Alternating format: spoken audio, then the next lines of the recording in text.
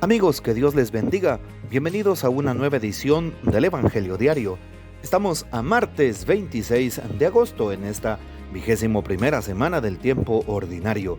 Y para hoy recordamos y celebramos en la liturgia de la Iglesia a San Luis, rey de Francia. Así es, prefería afirmar Luis de Poissy, es decir, con el nombre del lugar en donde fue bautizado, afirmando que la dignidad más alta la había recibido allí.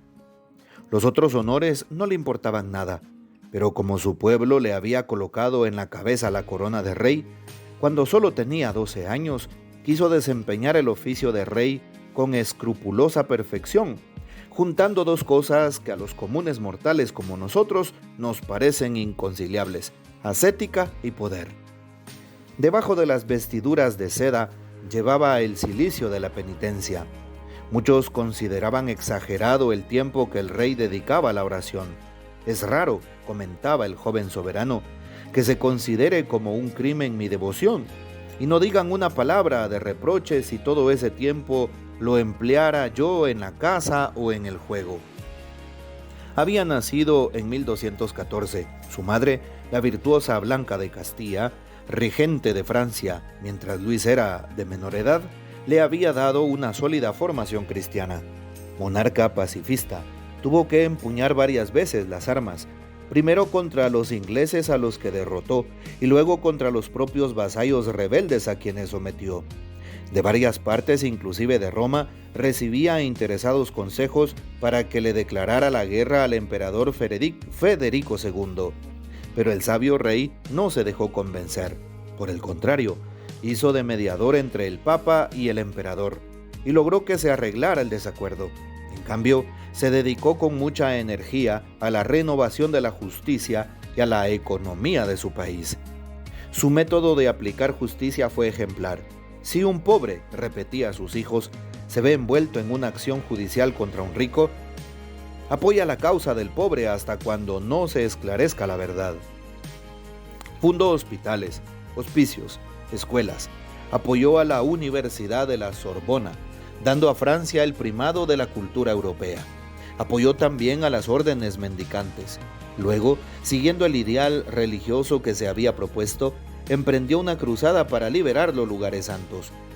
En 1249 conquistó a Damieta, pero al año siguiente cayó prisionero de los egipcios en la batalla de Mansourat. Su ejército había quedado diezmado por la peste y el hambre. Por su rescate se pagó una gran suma, y su fracaso le costó una sublevación general de los que le eran hostiles en Francia. Luis, cambiando la expedición militar en peregrinación, permaneció 4 años en Tierra Santa. Después de su regreso a la patria, organizó una segunda expedición, partiendo esta vez por el lado opuesto, por Tunisia. Víctima de la peste, murió cerca de Túnez el 25 de agosto de 1270. 27 años después fue elevado al honor de los altares. Una de sus hermanas, Isabel, es venerada como beata. Pidamos pues la poderosa intercesión de San Luis, rey de Francia. Y para hoy tomamos el texto bíblico del Evangelio según San Mateo, capítulo 23, versículos 23 al 26. En aquel tiempo Jesús dijo a los escribas y fariseos: «Ay de ustedes, escribas y fariseos hipócritas, porque pagan el diezmo de la menta, del anís y del comino, pero descuidan lo más importante de la ley, que son la justicia, la misericordia y la fidelidad. Esto es lo que tenían que practicar sin descuidar aquello. Guías ciegos que cuelan el mosquito pero se tragan el camello.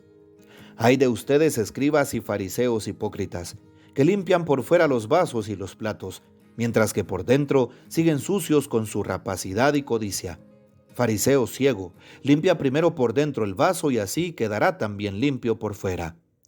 Palabra del Señor, gloria a ti, Señor Jesús. Cuán importante es hoy escuchar lo que Jesús recrimina, reprocha y señala a los escribas y fariseos. Ser un escriba y fariseo en aquel tiempo era una dignidad para el pueblo.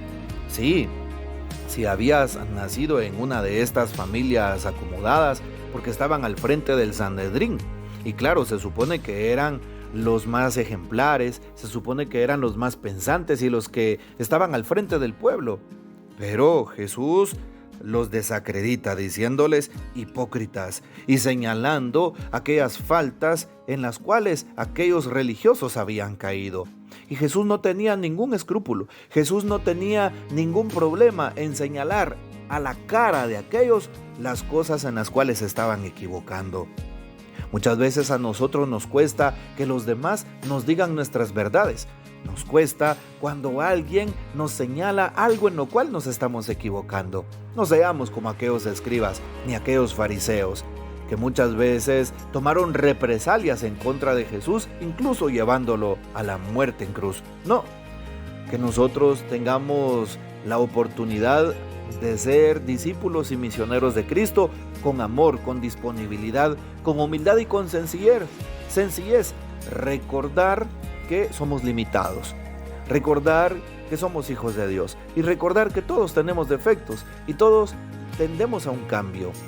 Si alguien nos corrige, especialmente nuestros mayores, nuestros padres, nuestros maestros, nuestros jefes, nuestros superiores, las personas que están al frente de nuestros grupos o nuestros sacerdotes, nuestros obispos o incluso el Santo Padre, el Papa, no tener ningún temor en aceptar aquello en lo cual me estoy equivocando, despojarme de todo orgullo, de toda vanidad y de toda soberbia para pedirle a Dios el don de la humildad y de esa manera tener un cambio verdadero. Si no, tendríamos aquella actitud pésima que tenían los escribas y fariseos. Nunca escuchaban la voz de Dios y nunca la escucharon. Nunca reconocieron en la persona de Cristo a Dios mismo. Hoy también se nos invita a que no escuchemos al mundo lleno de tantos ruidos, que escuchemos la voz de Dios y que aprendamos de Él. Ay de ustedes, escribas y fariseos hipócritas. Son los famosos ayes de Jesús. Ay de ustedes. En 2 ocasiones hoy Jesús señala esto. Ay de ustedes, escribas y fariseos hipócritas. Con el mismo adjetivo se dirige a ellos. Hipócritas. Ayer meditábamos esa palabra, hipocresía. Aquellas personas que dicen una cosa pero hacen otra. Aquellas personas que te pintan una sonrisa enfrente y por la espalda te clavan un puñal. Ser hipócrita.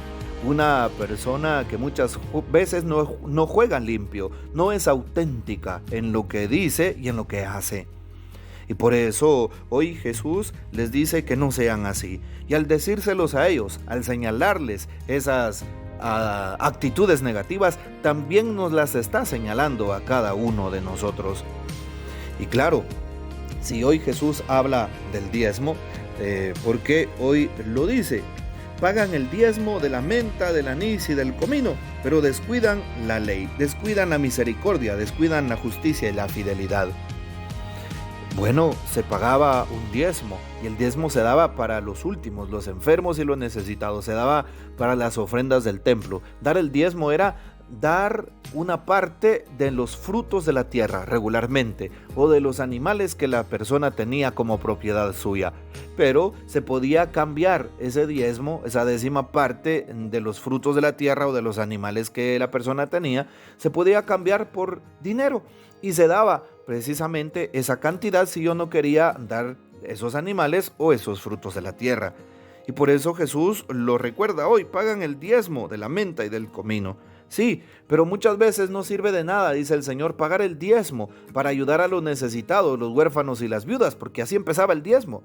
Sí, por eso en la iglesia no se pide el diezmo el día de hoy, sino una ofrenda, que claro, hoy no me da tiempo explicar todo este tema económico, del cual también la Sagrada Escritura habla punto por punto de una forma clara. Y claro, hasta el día de hoy no es permitido, según la palabra, que se pueda, como en el Antiguo Testamento, interpretar el diezmo de tal manera que hoy sea una exigencia. No se puede, sino una ofrenda, algo que sale del corazón y que vas a dar lo que tú puedas desde tu corazón.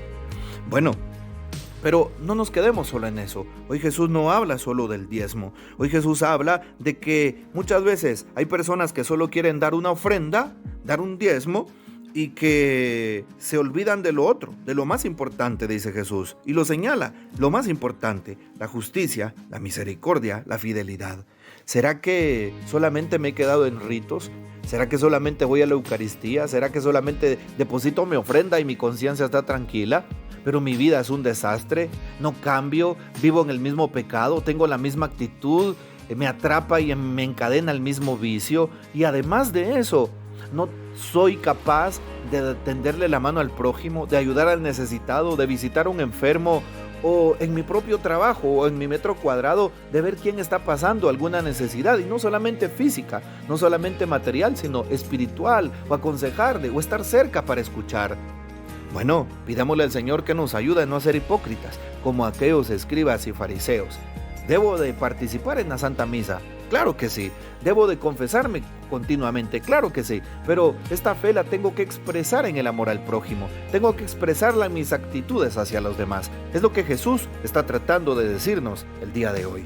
Tratemos de poner en práctica la palabra que hoy hemos recibido. Que el Señor nos bendiga, que María Santísima nos guarde y que gocemos de la fiel custodia de San José. Y la bendición de Dios Todopoderoso, Padre, Hijo y Espíritu Santo, descienda sobre ustedes y permanezca para siempre. Amén. Comparte este audio y hasta mañana.